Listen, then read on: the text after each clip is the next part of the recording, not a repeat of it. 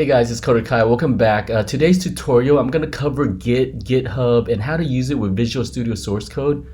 And I'm going to show you how to link things up through SSH keys. So this is going to be a very good tutorial for beginners. So yeah, let's jump right into it. Alright guys, so the first thing I'm going to cover is to download Git. And you have to go to git-scm.com. So just Google that up, go here and download it for your operating system. I'm using a Mac right now. I'm using a MacBook Pro. So download that. I already have this installed, but we need this Git version control right here. All right, so the next thing that you want to do after you install Git is to, we want to use terminal, but I'm going to use terminal within my Visual Studio Code here. I have Visual Studio Code open. And if I go into view and terminal, see, this is why I love VS Code. It has everything built in. And after I do all this, we're going to use Visual Code, Studio Code to do some coding, upload or code up to GitHub. But we first want to set up Git and the environment and the keys. I need to set up SSH keys so that I can recognize our GitHub account. So I'm going to step through that right now. And here's another shortcut when you're in Visual Studio Code. When the terminal isn't open like that, you can always press Control and the tilde button and see terminal pops up. Okay, so after you've installed Git, you just want to set up your user and your email very quickly in the config file. And then we're going to step through the next steps. So you want to run this right here, git config -- global. You want to make this global overall, and then user.name and Coder Kai. So you want to run that to set up your username, and we want to set this up because Git is going to use this information every time we do a push to our repository. It's going to show our name and who made those changes or updates. And then the same thing, you need to set up your email on this. So git config -- global and user.email and put in quotes coderkai@gmail.com, just like that. And if you want to check to see if you entered in your email correctly, just do git config user-email, and you see it shows me the email that I entered in. So those are the only two things we need to enter in. And now let's move on to the next step. All right, so the next couple of commands that I'm going to run here, I'll have it in my description down below, but I'll also upload it to GitHub for you to look at the commands. But I'm going to have to run some of these commands to generate a SSH key. And right here, I have ssh-keygen, and then it says space -t -rsa-b, and I have this 4096 uppercase C. And then I put in my email that I'm going to use here, and this email should be the email that you're using for your GitHub account. So right after I do all this, I'm going to step through how to set up the GitHub account. But this is the email that I'm using for my GitHub account, so I can link them together. Now press enter, and see it generated a key value for me, a public and private key value, and it's asking me where to save this file. Now, if you've never created a SSH key before, you can just press enter right here, and it's going to create it as this file right here. This is an existing file already. It's a default file. It's called id_rsa, but I'm actually going to save this file as another name. And to do that, you'll have to type in the full path so that I can save it correctly. So you see this whole path here. Let's just copy this and paste it in here. So I want to save it to users Coder Kai, this SSH folder, because this is where it needs to reside in, this .ssh folder. And now I'm going to call it id_rsa_Coder Kai. And I already created this file, but here I'll create the a number 2 key, so you can see how it looks like, and then press enter on that, and then it's going to ask for a passphrase. So you don't have to enter in one if you don't want to, but if you do, you can just type anything you want. I'm just going to leave it empty. It's going to ask again. All right, so now the next command I'm going to run is this eval command right here. It's going to run this ssh-agent because I need this thing running for the next command to execute. And one thing with this is when you do a copy and paste, sometimes it pastes in the wrong double quotes. So make sure you fix that. And now I'm gonna run this command, and once again, all of these commands are gonna be in the description and on my GitHub, so you could just copy and paste. So we're gonna run that, and now it's gonna say like this agent is now running. So we needed that. And then the next command, we need to add our key. So we're gonna say ssh-add uppercase K, and then we're going to the folder where our key is. So this is where my key is, and this is the private key. It's not the .public key, it's the private key here that I'm copying. So I'm gonna run this, it's gonna add the key for us. All right, so the next command, what I wanna do is I need to copy our public key here. See this .pub key? I need to copy that into our clipboard so I can use that key and paste it into our GitHub account so that it can recognize our SSH keys. And this is the very last command. So after I run this, it's gonna copy it into our clipboard. And you can see that it copied it if I paste it here, see? The key is all in there. All right, so to recap, what we did is we generated a private key and a public key. We added that private key to our keychain that's on our MacBook here. It's the SSH agent. And then all I did was copy to our clipboard the public key. And I'm taking that public key and sharing it with our GitHub account so that they can communicate. And then anytime I create a project, I can just upload it to our GitHub. I can retrieve projects, modify, and do all that stuff very easily without entering a username and password. So that's what I'm trying to do here. So now we're gonna go to GitHub. So this is my GitHub account, and go down to settings here. You're gonna go into this settings right there, and then we're gonna go to SSH and GPG keys. So press on that right there. And right here, we wanna create a new SSH key. All right, we're gonna associate this with our account. And since I'm using a MacBook Pro, I'm gonna just label it that so that I know that this key is working on my MacBook Pro. And we're gonna paste in the key. Add the key. All right, there we go. Now I don't have to use any username, passwords when I'm using GitHub and Git. And I'm gonna create a new repository right here. All right, so the next thing I'm gonna do is create a repository, and I'm gonna create a pages repository. If you don't know what a GitHub pages is, it allows you to host pages that can be run in HTML and CSS, and it will display that full web page. So it's like creating a portfolio page for yourself. And that's what I'm gonna do. I'm gonna create a portfolio page, and then I'm going to link it to GitHub, and we're gonna work on it. And I'll show you how to do Git and GitHub using that. So in here, when it's asking for repository name, I'm gonna put coder_kai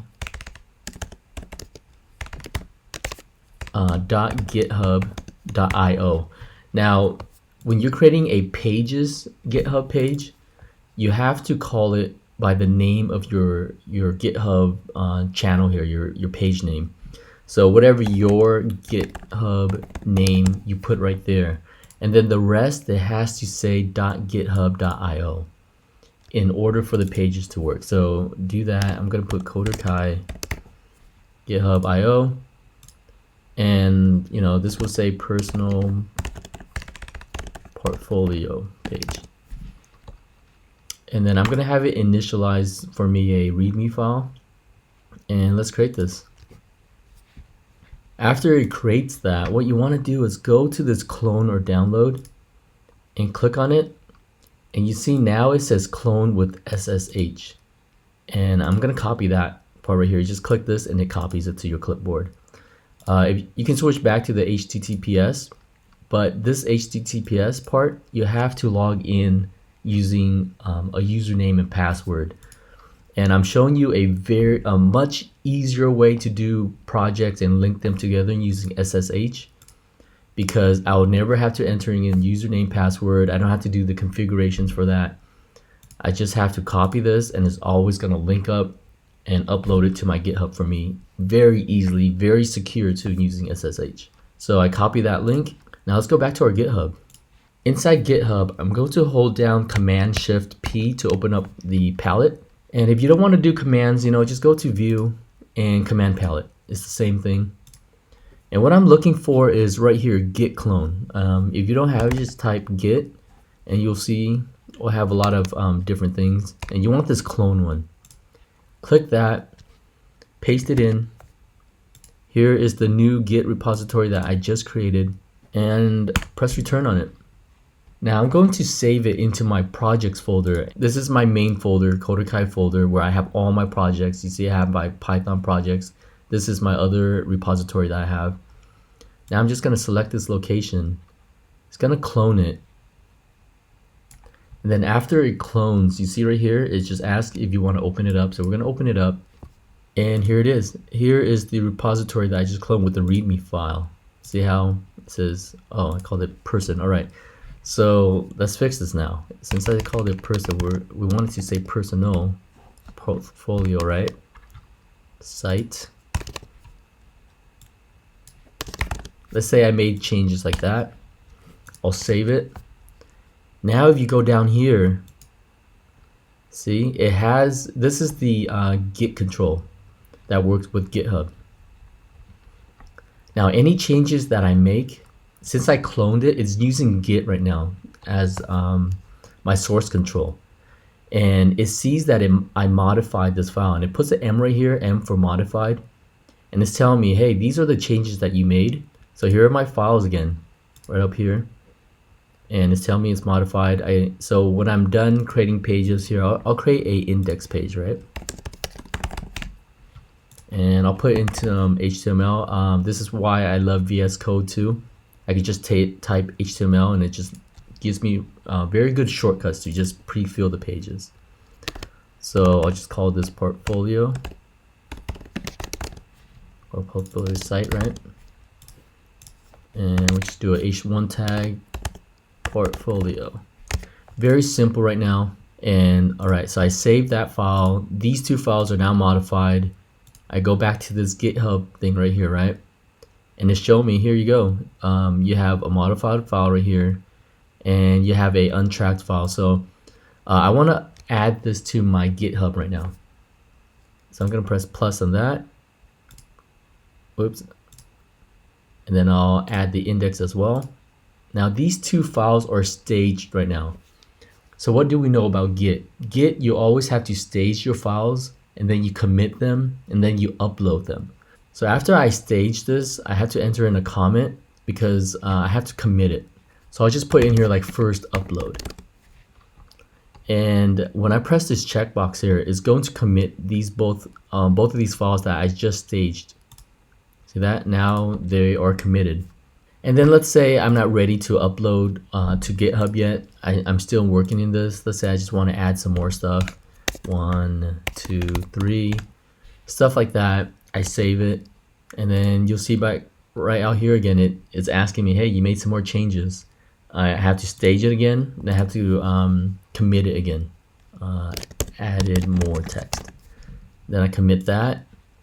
And then once I'm done, I go down here and I can upload this now to my GitHub. This is where it's at, origin master. So I'll say okay, and it's uploading it, and there we go, it's done. It finished, and there you go, it uploaded it to my GitHub using SSH. So you see how simple that was to modify a page and upload it directly to our GitHub page.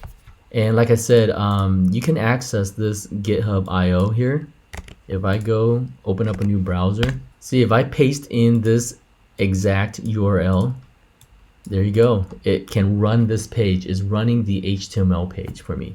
So that I can make this into my portfolio page right now.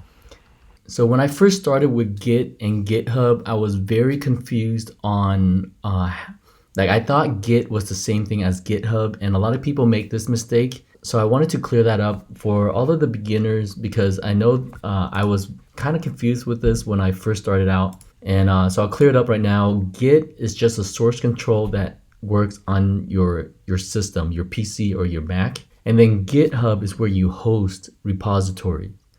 And with all those version controls right here, you'll see right down here where it says master. If I click on that, you see I can create a new branch.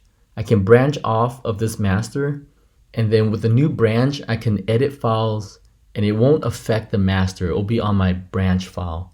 And then if I ever want to get back to the master file, Your master file, let's say you never want to mess with that. It's your main one. It's like a working version. And then if you have other people contributing to the project, they can work off of branches on that. And then if they screw up, they can always just throw away that branch, get the master back, and work on that. So what I'll do right now is I'll create a new branch. I'll go down here where it says master, and let's say I have a new employee and his name is Joe, and I want to create a new branch for him to work off of my master branch. So I'll say new branch right here, and we'll give it a name, Joe branch.